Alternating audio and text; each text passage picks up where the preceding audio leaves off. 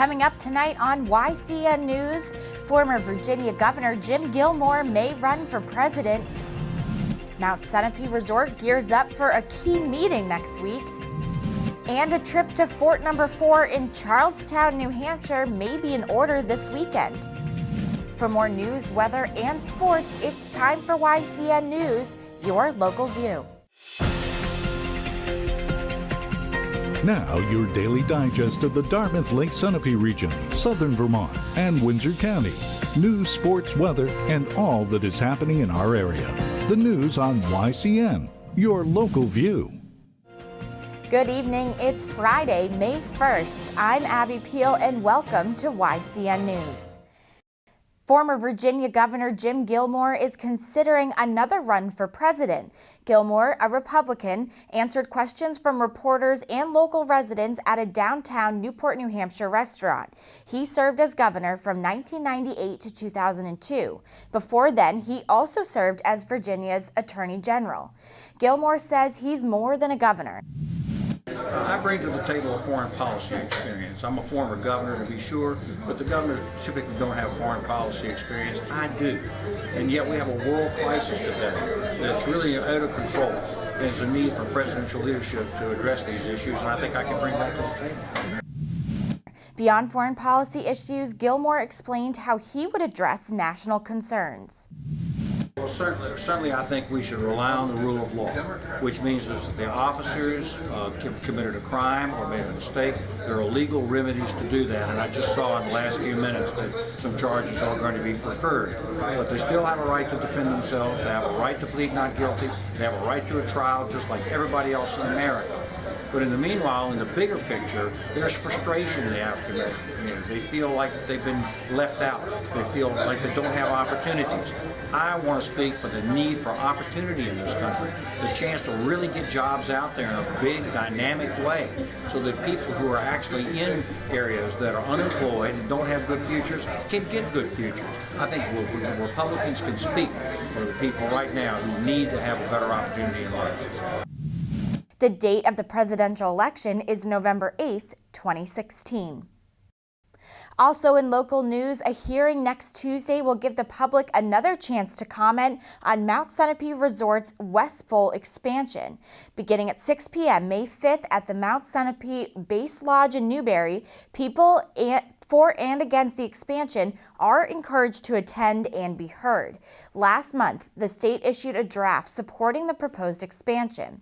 There is a trade-off, though. For trail and ski run development of the West Bowl, the resort must give back to the state 260 acres of land for a state park. Tonight, we hear from businessman Frank McConnell, who supports the resort's plan. My first reaction is wow.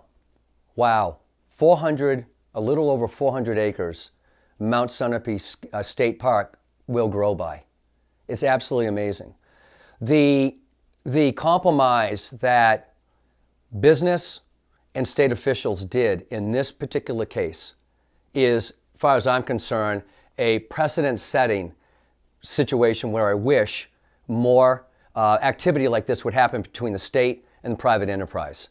I'm absolutely thoroughly impressed and pleased with the outcome.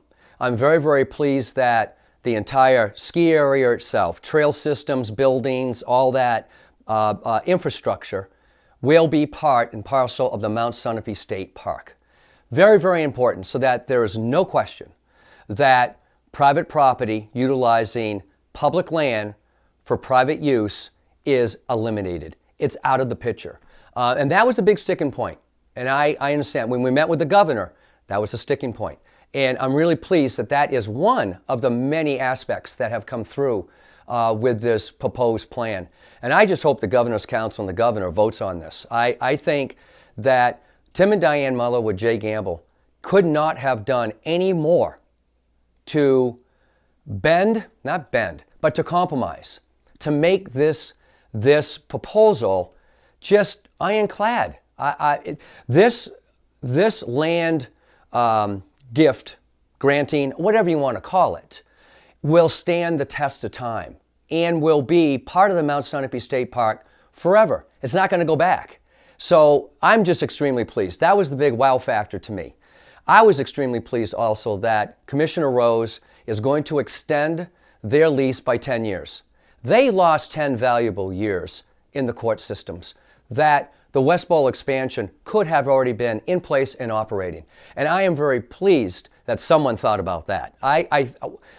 Again, a well thought out plan. I'm just really pleased. On Monday night, we'll bring you an interview with veterinarian Dr. Jolyn Johnson. He has a very different view on the resort's plans. As YCN News featured a Labor Day special in 2014, you can learn more about this issue from people in support and opposition of the resort's plans. 2 Western New Hampshire companies will benefit from job training grants awarded by the state. Creary Inc. of Hanover received a grant of $4,200 for training 7 employees in Python programming with Continuum Analytics. Benson Woodworking of Walpole received a grant of up to $2,550 to train 20 employees in lean manufacturing. Governor Maggie Hassan notified the companies, 5 in all, of the awards. The job training grants total $60,456, and the companies contributed the same in matching funds to bring the total amount of training workers to $120,912. Companies interested in applying to the Job Training Fund should visit the fund's website at nhjobtrainingfund.org. Coming up on YCN News, there's a reenactment set for this weekend at Fort No. 4 in Charlestown, New Hampshire, plus weather and sports are all coming up when YCN News returns. The YCN News continues in a moment. Welcome back to YCN News. I'm Abby Peel. Step back in time all the way back to the 18th century. Highlanders and Outlanders will camp out at Fort No. 4. The fort, in pre-Revolutionary War days, was the northern-westernmost fort within the British colonies. From 10 a.m. to 4:30 p.m. on Saturday and 10 a.m. to 4 p.m. on Sunday, see and hear history coming alive in Charlestown, New Hampshire. Members of the New Hampshire and Vermont congressional delegations supported a bipartisan energy efficiency bill signed into law by President Barack Obama yesterday. The multifaceted bill includes boosting energy savings in commercial buildings. U.S. Senator from New Hampshire Jeanne Shaheen and GOP Ohio Senator Rob Portman worked on the bill for over a year. Both were its lead sponsors in the Senate. In the House, U.S. Representative Peter Welch of Vermont and New Hampshire's other U.S. Senator Kelly Ayotte also supported the bill. Ayotte is a co-sponsor of the bill's Better Buildings Act. Warmer weather approaches and humidity is low. Spring cleanup of yards is underway, including tomorrow's Green Up Day in Vermont. Residents of Vermont and New Hampshire are reminded to be careful and attentive when burning yard debris. Kearsarge Chronicle host Lynn Solomon sat down with New London attorney Michael Wood. Their discussion is next on YCN News. The YCN News continues in a moment. Welcome back to YCN News. I'm Mike Pizzone.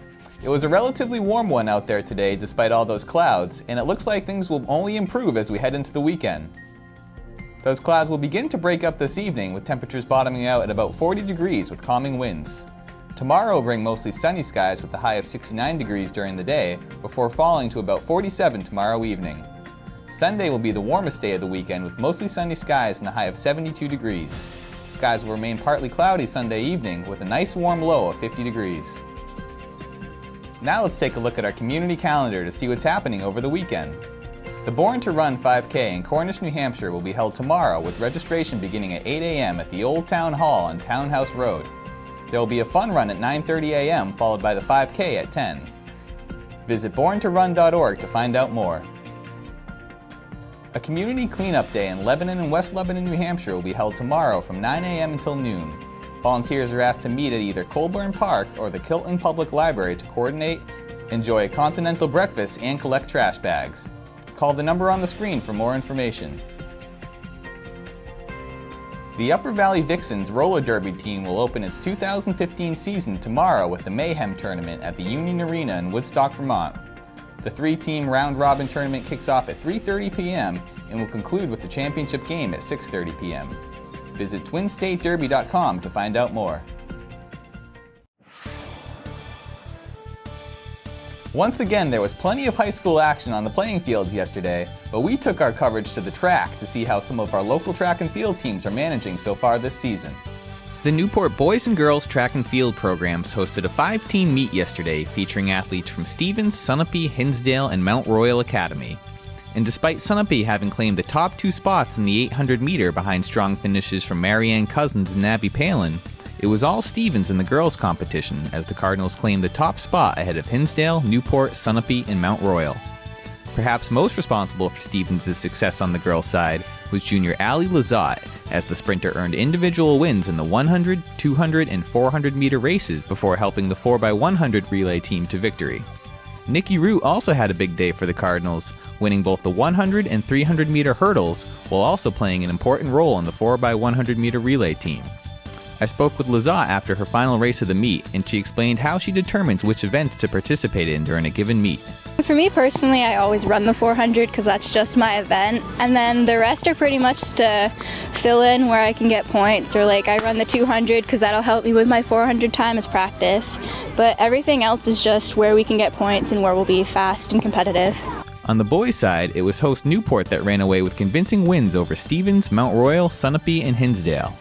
Tommy Hogan capped off an impressive day for the Tigers with this win in the 800 meter after having already collected victories in the javelin and 4x800 relay. Tommy's brother John Hogan raced his way to a victory in the 300 hurdles, more than 5 seconds ahead of runner-up Sam Humphrey of Sunapee. Riley Cook also finished with multiple victories for the Tigers, winning both the 100 and 200 meter races before helping the 4x100 meter relay team to the win. I spoke with Hogan after the meet, who said he's been pleasantly surprised by his team's success so far this season. We're stacking up well with Stevens, and they're a D2 school, and so I'm really liking how it's looking. Riley Cook's looking really strong for us, which is awesome. He's winning a whole bunch of events. My brother John is looking well. Couple freshmen, Peter Tebow and Dylan Palmer, are really stepping up and getting us points. So I'm really happy with how we're going right now. We're looking good. I also had the chance to speak with Sunapee coach John Reed, who said he's been most pleased with his team's willingness to try new events given the team's relatively low numbers. We have great levels of participation, great enthusiasm, and great willingness to try a lot of events, something we've never done before. Today we ran the 4x8 girls again for the second time ever. We've never done that before, so for the last 2 meets we've set school records for the 4x8, which has been a lot of fun. We have a lot of kids trying a lot of different events and a great willingness to put themselves out there and try and score some points when there's low participation in events, and they're picking up on that, and it's helping us score a lot of points for the season. It wasn't the best day for local baseball teams yesterday, as Lebanon, Windsor, Springfield, and Bellows Falls were all dealt disappointing losses. The Cosmos were the only local team to cross the plate with more than 2 runs, led by a 2-hit effort from Mike Coleman. Springfield is now 1-2 on the year and will host Woodstock on Tuesday. The Bellows Falls softball team had no trouble bouncing back from its loss to Fall Mountain 24 hours earlier, scoring early and often in its win over West Rutland yesterday. The Terriers tallied 16 hits in all, led by 3-hit efforts from Chelsea Wilder and Ashley Bashaw. Murphy Hicks earned the win from the circle, allowing 1 earned run while striking out 9. Bellows Falls is 4-2 and will travel to face Twin Valley on Monday. The Lebanon girls lacrosse team put up 17 goals for the second straight game yesterday, earning a convincing win over Pelham to remain a perfect 4-0. Emily Perrimian led the Raiders' offense with 6 goals and 3 assists, followed by Erica Moffett with 5 goals and a helper. Rachel Townsend turned aside 7 shots in her first varsity start in goal. Lebanon will be back in action tomorrow when it hosts Bow. That does it for YCN Sports. I'm Mike Pizzone. Thanks, Mike. Up next, Mike is back to recap this week's news with Lisa Connell for this Friday's Newsweek in Review. The YCN News continues in a moment.